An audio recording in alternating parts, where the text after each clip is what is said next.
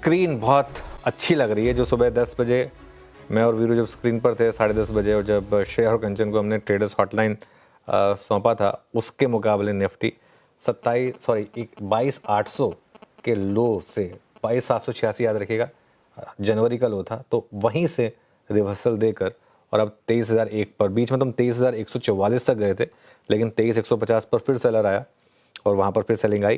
खैर हुआ क्या, थोड़ा तो म्यूचुअल फंड के आंकड़ों ने थोड़ा कॉन्फिडेंस बढ़ाया होगा क्योंकि हर कोई इस डेटा की वेट कर रहा था। सुबह आज हमने इसको सबसे बड़ा क्यू भी बनाया था कि आज का सबसे बड़ा क्यू यही रहने वाला है। और उसके बाद एक चीज़ तो क्लियर है कि रिटेल का कॉन्फिडेंस अभी भी इस मार्केट में इंटैक्ट है और निफ्टी ने जनवरी के लोज बचाए।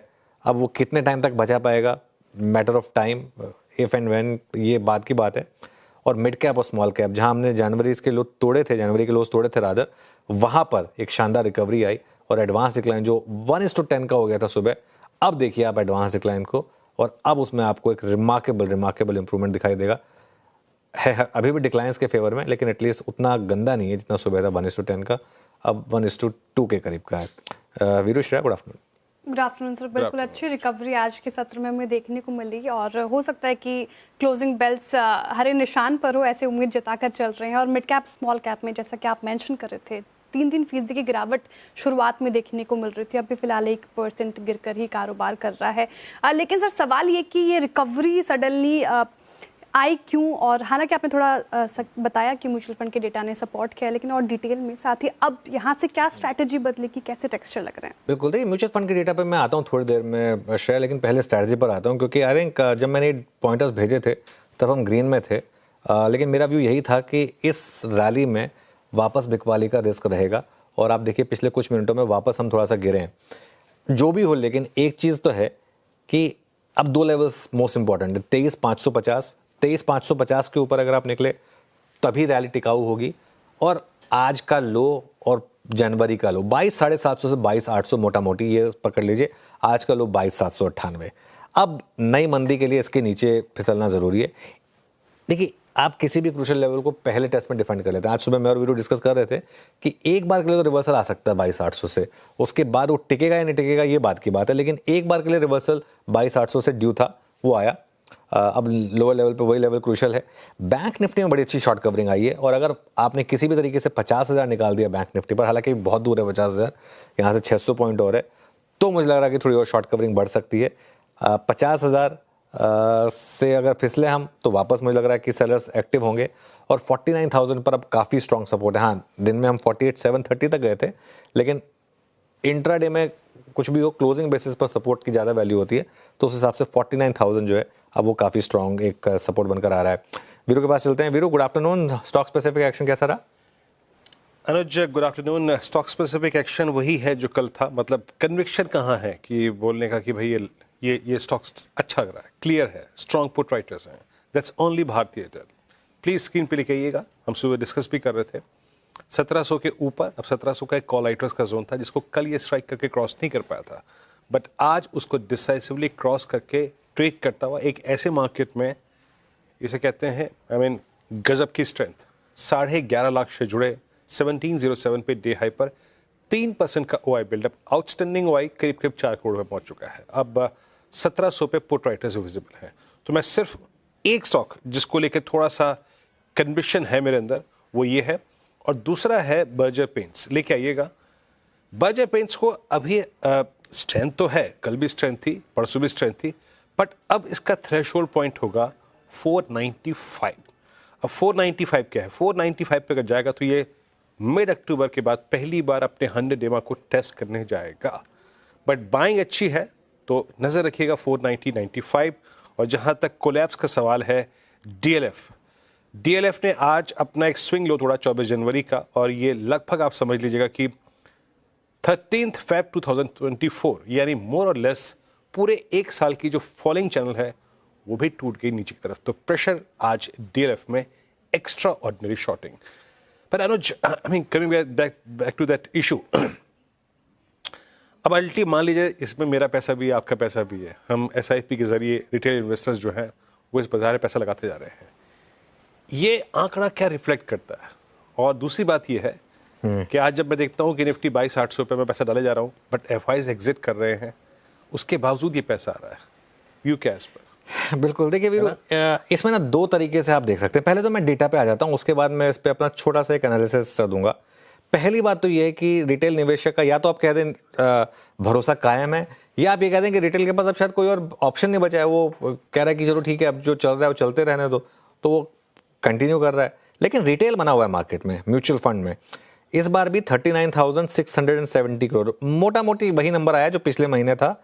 एसआईपी का नंबर भी वही आया जो पिछले महीने था। 26,000 करोड़ की हमारी एसआईपी इंटैक्ट है। 26,400 करोड़, पिछले महीने 26,460 करोड़ थी, इस महीने 26,400 करोड़ है। Mid cap, small cap, large cap सब में इन्वेस्टमेंट है। 47 स्टेट मंथ है इन्वेस्टमेंट का। ये आंकड़ा ऑब्वियसली एमपी ने आज जारी किया था। सिर्फ जैसा मैं कह रहा हूँ, अब 50-60 करोड़ के उससे मत घबराइए, मोमेंटम इंटैक्ट है। 26,000 करोड़ और दूसरी बार लगातार 26,000 करोड़ के पार एसआईपी इनफ्लो निकला है। और नेट एसआईपी के लेकिन करीब करीब 5 लाख खाते बंद हुए हैं। ये इंटरेस्टिंग, इसमें सिर्फ एक डेटा पॉइंट अगर आप चाहें ऐड करने के लिए तो वो होगा। बाकी आप देखिए एसआईपी का रिपोर्ट कार्ड 23,000, 24,000, 25,000, 25,000, 26,000, 26,000, ये एसआईपी का रिपोर्ट कार्ड है। आप अब इक्विटी फंड्स का रिपोर्ट कार्ड देखिए 38,000, 34,000, 400, 42,000, 41,000, 39,600, मोर और लेस इंटैक्ट है म्यूचुअल फंड। तो म्यूचुअल फंड के पास तो पैसा आ रहा है भर भर के। लार्ज कैप फंड्स देखिए, अच्छा एक चीज़ हुई है, इस महीने लार्ज कैप में पैसा आया। पिछले महीने आपको याद होगा लार्ज कैप में पैसा कम आया था, इस बार 2,000 करोड़ के बजाय 3,000 करोड़ के करीब पैसा आया। मिड कैप में तो भर भर के पैसा आ रहा है। 46-68 करोड़ पिछले महीने था, इस महीने 5,721 करोड़ के करीब आया है। स्मॉल कैप, अच्छा स्मॉल कैप का नंबर अभी नहीं है मेरे पास, लेकिन मोटा मोटी पूरा डेटा इंटैक्ट है। अब इसको आप दो तरीके से पढ़ सकते हैं।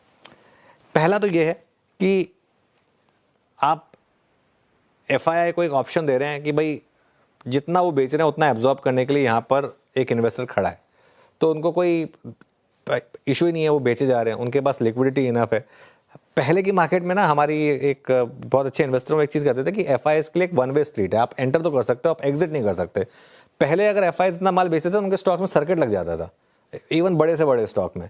अब एफआईआईस आराम से 1-1, 2-2% डिक्लाइन पे स्टॉक्स बेचते जाते हैं। जैसे एचडीएफसी बैंक है 2%, 2.5%, कभी 1.25%, कभी 0.5%, आईसीआईसीआई बैंक इसी तरीके से, रिलायंस इसी तरीके से। इस तरीके से काफ़ी एफआईआईस ने, ये 2-3 नाम जो मैंने लिए इनमें काफ़ी स्टॉक बेचा है। तो ये एक तरीका है देखने का कि ये जो जितना ये डेटा रोबस्ट रहेगा उतना एफआईआईस बेचते रहेंगे। इसको काउंटर करने का लेकिन दूसरा तरीका पता है क्या है? अब डीआईआईस की होल्डिंग मार्केट में एफआईआई की होल्डिंग से ज़्यादा आ गई है। अब हम एक स्टेज पर पहुंचने वाले हैं जहां कहीं ना कहीं जाकर जो एफआईआई की सेलिंग है वो इंक्रीमेंटली आपको हर्ट करना बंद कर देगी। मैं बार बार ये बात कह रहा हूँ, मैं कभी ये नहीं कहूँगा कि हमें एफआईआई का पैसा नहीं चाहिए, हमें चाहिए एफआईआई का पैसा।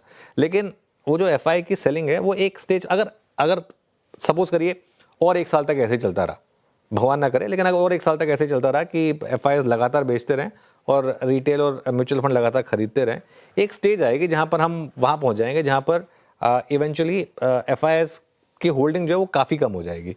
तो वैसे पर्सनली मैं नहीं चाहता ऐसा हो, क्योंकि किसी भी देश को फॉरेन कैपिटल की ज़रूरत होती है, खासतौर से भारत जैसे देश को। तो अभी डिपेंड करता है आप इसको कैसे देखेंगे, लेकिन आज इसने थोड़ा सा एक मूड सुधारने का काम जरूर किया है, ये बात मैं जरूर ऐड करूंगा। चलिए अब श्रेया के पास चलते हैं आज के ट्रेंडिंग स्टॉक्स और फिर कार्यक्रम के क्रम के लिए। श्रेया जी सर, लेकिन उससे पहले एक सवाल है मेरा छोटा सा। हालांकि आपने एसआईपी का डेटा पेश किया सर, अब मिड और स्मॉल की बात करें तो ये दोनों इंडाइसेस ऐसे हैं जहाँ पे पेन ज़्यादा देखने को मिला है, निवेशकों को बहुत रुलाया है, खून के आंसू रोए हैं।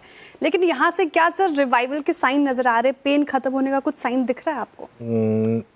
नहीं श्रेया, देखिए क्या है ना, आज तो रिकवरी ड्यू थी। अच्छा बाय द वे रिकवरी देखिए अब कैसे, मिड कैप में तो ऑलरेडी कोलैप्स होने शुरू हो गई है। 370 पॉइंट अब वापस मिड कैप इंडेक्स नीचे आ गया। एक बार मिड कैप का इंटरडे ले आइए। मेरा व्यू अभी भी यही है कि इस मार्केट में हर रिकवरी पर आप अपने फंसी हुई पोजीशन से बाहर निकलिए। जहाँ पर वैल्यूएशन बहुत ज़्यादा थे, जहाँ पर आप सिर्फ इसलिए चेज करते, जहाँ पे आपने फ्रैंकली कभी अर्निंग्स भी देखी भी नहीं थी, आप सिर्फ इसलिए थे कि किसी ने आपको टिप दे दी थी, या इसलिए थे कि स्टॉक्स चल रहे थे, इसलिए थे कि वो मोमेंटम में थे। ऐसे स्टॉक से मेरा अभी भी मानना ये है कि आज जो आपको रैली मिल रही है या आगे जो आपको रैली मिले उसमें अपनी पोजीशंस को थोड़ा लाइट करिए। मिड कैप स्मॉल कैप की पेन इस तरीके से नहीं खत्म होती।